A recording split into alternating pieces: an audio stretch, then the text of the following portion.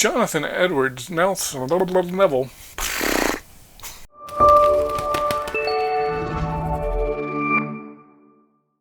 Welcome to Gospel Tangents, the best source for Mormon history, science, and theology. I'm Rick Bennett. Jonathan Edwards was an early preacher in Joseph Smith's day, kind of like our modern Billy Graham. In our next conversation with Jonathan Neville, Jonathan Edwards is going to be a big topic, and I'm going to get those two Jonathans mixed up a lot, I have a feeling. So anyway, Jonathan Neville makes the claim that some of Jonathan Edwards' theology ends up in the Book of Mormon. So that's going to be a very interesting conversation. You won't want to miss it. Check it out. So in my interpretation of all this, and I went through the non-biblical language, I made a list of all the non-biblical words and phrases. I have something like, 1,400 non-biblical Book of Mormon phrases, and almost all of them, upwards of 90%, you can find right in the writings of Jonathan Edwards. And some of them are phrases like a continual scene of wickedness. Who was Jonathan Edwards, really quick? Okay, Jonathan Edwards was the preeminent theologian in America. He lived from, I think, 1705 to 1753, something like that. But he was... the Billy Graham of his day. It was what? He was the Billy Graham of his day. Yeah, he was part of the First Awakening, for sure. Okay. Him, and there were two or three of them. A guy came from England. I don't want to digress too much, but he was a contemporary of Benjamin Franklin, for example. And they, even though they never met, they kind of had opposing worldviews.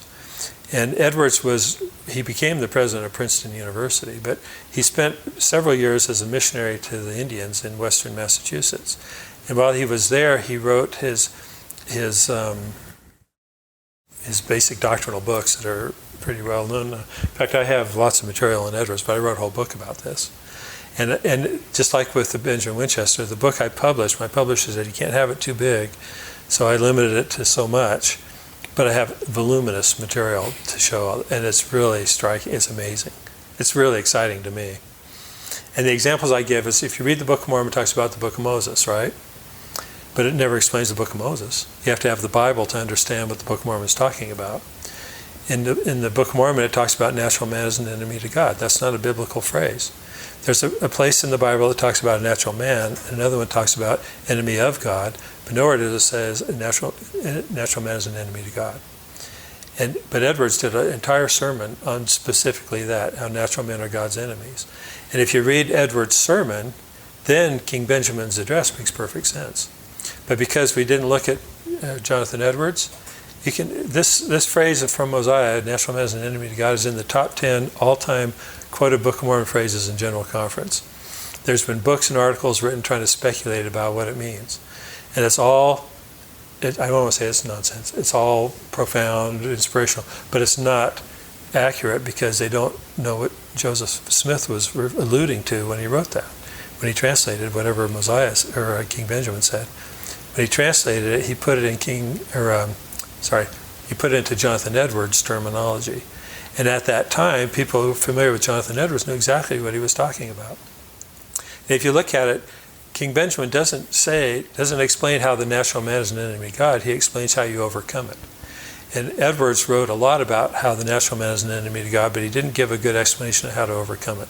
So you need Edwards, the Bible, and the Book of Mormon together, all three together. And then it's unbelievably beautiful and profound doctrine. I mean, it has just opened up the Book of Mormon like a whole new thing to me. And even now, when I hear someone in General Conference or in church quotes a Book of Mormon phrase, I think, oh yeah, I know that Edwards wrote that, and here's how it works out. I mean, I'm telling you, it's a total mind-blowing experience almost, just to see it this way. And I analogize that if you're someone in China and you read the Book of Mormon, and you don't know whether they're talking about King Josiah or, the Jews, the Law of Moses, you have no idea what it is. And then you read the Bible and you go, oh, that's what that means. That's how this is. When you read the Book of Mormon and then you read Jonathan Edwards, you go, oh, that's what that refers to. So that's why when I read the Book of Mormon about chariots or steel or horses or whatever, that's Joseph Smith's interpretation of whatever the original record said. And I don't believe that King Benjamin in his Nephite language, whatever it was, because they had multiple languages, whatever his language was, I don't think he literally said natural man is an enemy to God. But whatever he said Joseph Smith transliterated into Jonathan Edwards' terminology. And then it makes beautiful sense. And that's why it resonates with people. And that's why I think the Book of Mormon, for me, the exciting thing about this is the Book of Mormon fits right within the Christian tradition. And it's the fulfillment of what Jonathan Edwards was hoping and seeking for himself. In fact, I have a whole chapter in my book about how Edwards talked about America being preserved for the restoration of the gospel in the latter days. And that's all in there. And I think Joseph Smith was, the reason he had the leg surgery was the Lord had to prepare him to become the translator and the prophet. And just like, President Oaks talked about how all the prophets are prepared for their role. He said, I'm amazed at how President Nelson was prepared for his current role, right? Why would it be any different for Joseph Smith? I don't think it was. I think the Lord prepared Joseph Smith, starting with that leg surgery, to be the prophet of the restoration by having him read Jonathan Edwards and other works. It wasn't just Jonathan Edwards, but that was the primary one. Edwards' works were on sale at the bookstore in Palmyra that Joseph used to go to every day or once a week to get the newspaper for his father. And the guy working there said that he was a inquisitive lounger, some words to that effect, that he was always hanging around the bookstore. So he was there right with this. Joseph in his own history said he had an intimate acquaintance with those of different denominations. And yet he also said he never talked to the ministers. So what was he talking about? What intimate acquaintance would he have if it wasn't the writings of these Christians in different denominations? So, you're right, this could be a whole other interview. But I think it's tantalizing and it's fascinating because the Edwards stuff fits in with the Book of Mormon geography. See, this almost sounds, instead of a Solomon Spaulding, it sounds like the Jonathan Edwards theory. Yeah, in a way it is. Except I think it was just part of his vocabulary. It's how he talked and thought. And people have commented on how he had what we call a photographic memory, because he remembered everything. And someone I think estimated he gave 200 sermons without any prepared notes, and he was always quoting the scriptures. When Moroni showed up, he knew that Moroni was misquoting the scriptures, right? Because he said he quoted it different than it is in our Bible. Yeah. If he didn't know what the scripture was, he wouldn't have known it was different, right? Mm-hmm. And some of his contemporaries said Joseph knew those Old Testament prophecies really well. He was an exhorter. He knew the scriptures. When he told his mother he could learn more from 2 hours with the Bible out in the woods than going to church, he knew his scriptures really well. And he knew Edwards and the other preachers. So to me, it's an exciting way to look at it because I see Joseph Smith prepared from a young age to be a prophet, just like we say of all the other prophets. He actually translated the Book of Mormon in his own language, like he said he did, after the manner of his language. The Book of Mormon tells an actual history of the people who lived in that area, ending up in western New York, but also in Ohio, as Joseph recognized. And the mound builder myth was based on the actual facts that the Book of Mormon tells. So in a way, it's looking at it archaeologically. You have striations of things. You have the Book of Mormon at the bottom, the mound builder myth on top, and then Joseph's translation on top of that. It wasn't the mound builder myth and Joseph Smith on top. And when you look at it that way, all this evidence that Dan Vogel and these guys Tom Murphy, they talk about, it fits because the mythology was based on the reality, and the Book of Mormon relates to reality. That's why I think it's exciting. That's a long-winded answer to your questions. But you can tell, to me, it's not only obvious, but it's really profound. And it's really invigorating. Mm-hmm. It's a whole new avenue for research, too. I've heard these Maisel guys say, in Skousen, now we have a lot more research we can get grants for and stay in Full Employment Act and all that stuff. Well, you can do that with the Jonathan Edwards material now. Because I'd be happy to have other people get into it so I don't have to keep doing it. I'm totally happy doing it. I love doing it. And I have thousands of pages of material on this.